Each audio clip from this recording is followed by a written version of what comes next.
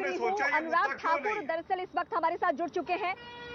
मैं आपके पास आऊंगी। अनुराग ठाकुर केंद्रीय मंत्री इस वक्त हमारे साथ जुड़ चुके हैं। अनुराग जी, पहले एक प्रेस कॉन्फ्रेंस के जरिए बाकायदा आपने एक तस्वीर जारी की। उस तस्वीर को लेकर भी बहुत कुछ खुलकर बातें समाजवादी पार्टी की तरफ से नहीं आई, लेकिन आज देश के प्रधानमंत्री नरेंद्र मोदी ने कहा है साइकिल पर बम। अब इसके मायने क्या समझा जाए?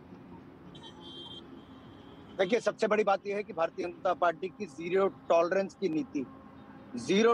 नीति है आतंकवाद के खिलाफ। और ये आज की नहीं, जब से मोदी जी गुजरात के मुख्यमंत्री थे तब 2008 के बॉम्ब ब्लास्ट में 19 दिन के अंदर पूर्ण कार्रवाई करके एसआईटी का गठन भी हुआ, आतंकवादी पकड़े भी गए।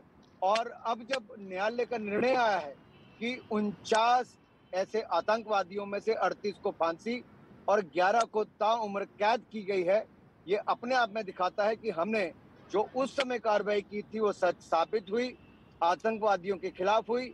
लेकिन बड़ी बात यह है कि जिन साइकिलों पर बम रख के निर्दोष 56 लोगों की जानें ली गई, सैकड़ों घायल हुए, वो साइकिल पर बम लगाने वाले कौन थे? उसका सीधे तार मास्टरमाइंड का समाजवादी पार्टी से जुड़ा हुआ था। आतंकवादी का परिवार और उनके पिता समाजवादी पार्टी के नेता हैं अखिलेश यादव जी। उनको बार बार अपने मुख्यमंत्री निवास, जब मुख्यमंत्री थे तब वहां पर उनको बुलाते थे। कई तस्वीरें पब्लिक में है कि कैसे अखिलेश यादव जी का हाथ आतंकवादियों के साथ था, कैसे उनके परिवारों को संरक्षण था। सपा पार्टी ये समाजवादी पार्टी नहीं, ये समाज विरोधी पार्टी के गुण हैं। अपराधियों को तो ये संरक्षण देते ही थे, चाहे वो अतीक अहमद हो, मुख्तार अंसारी हो, नाहिद हसन हो, आजम खान जैसे लोग हों। लेकिन आतंकवादियों पर भी अखिलेश यादव जी ने 2012 में कहा था। नहीं, 2012 में इनके मैनिफेस्टो में था इस फहरिस्त को लेकर, इस लिस्ट को लेकर सवाल उठाए गए हैं।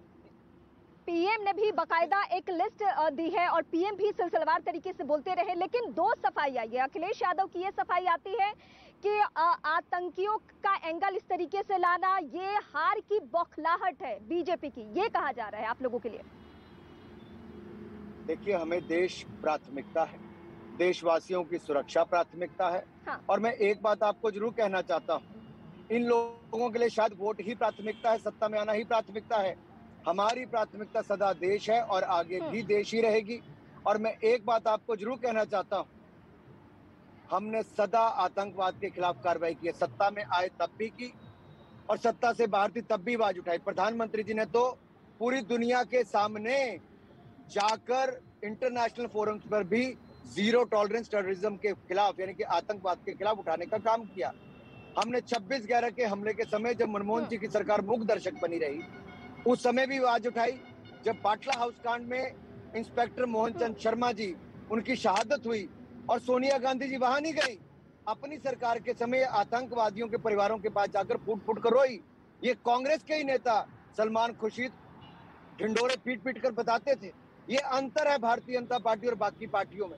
और मैं बताना चाहता हूं जनता को आपके चैनल के माध्यम से, अखिलेश जी ने वायदा किया था 2012 में कि हम सत्ता में आएंगे तो मुस्लिम युवाओं के खिलाफ जो आतंकवाद के चार्जेस है उनको ड्रॉप करेंगे। आखिर ऐसा क्यों? और 2013 में उन्होंने चार्जेस ड्रॉप किए, कोर्ट ने संज्ञान लिया। कोर्ट ने कहा आज आतंकवाद के चार्जेस ड्रॉप करोगे तो कल आप इनको पद्म भूषण दोगे क्या? इतनी कड़ी टिप्पणी की थी। ये अखिलेश यादव जी ने पहली बार नहीं किया है। अहमदाबाद बम धमाकों के मास्टरमाइंड के परिवार को संरक्षण दिया, उनको तो दिया ही। आतंकवादियों के खिलाफ पहलू समझना है आपसे अनुराग जी। जी,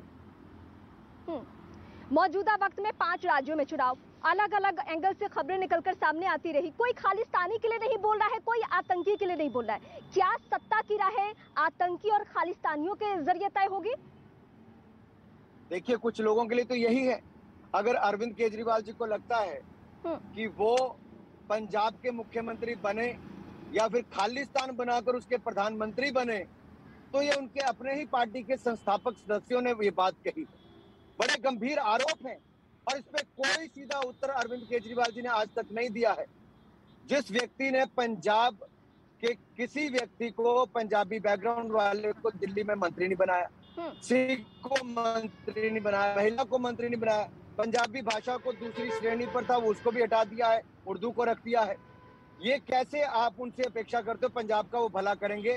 वो पंजाबियत के खिलाफ है। आखिरी सवाल तो अखिलेश जी आम जनमानस की सुरक्षा नहीं, अखिलेश जी तो आतंकवादियों को तुष्टीकरण की राजनीति करके वोट प्राप्त करना चाहते हैं। ये तुष्टीकरण की राजनीति समाजवादी पार्टी को भारी पड़ेगी, क्योंकि देश और प्रदेश की जनता कभी आतंकवादियों के समर्थकों को स्वीकार नहीं करेगी। एक आखिरी सवाल आपसे मैं यही समझना चाहती हूँ अनुराग जी, आपके पास वक्त की कमी है, मुझे आपसे ये बस पहलू समझना है कि बार बार सवाल उठे समाजवादी पार्टी को लेकर, जब टिकट वितरण हुआ तभी भी, जब पार्टी में कोई दूसरे नेता ज्वाइन कर रहे थे तभी भी, और आज की तारीख में तो सीधे सीधे अहमदाबाद का कनेक्शन सामने आ चुका है, आतंकियों का कनेक्शन। लेकिन फिर भी अगर पार्टी अपनी स्ट्रैटेजी में बदलाव नहीं कर रही है तो क्या ये सारा खेल वोट बैंक को लेकर है?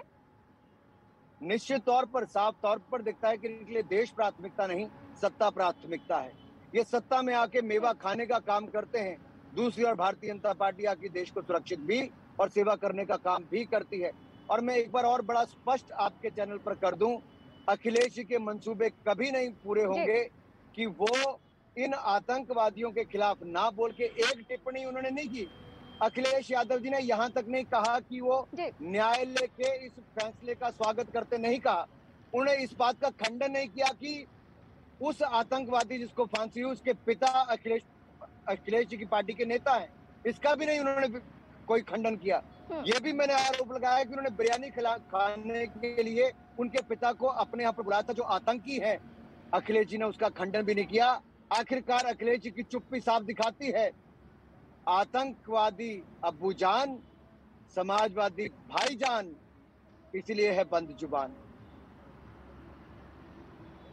चलिए, हमें वक्त देने के लिए बहुत शुक्रिया।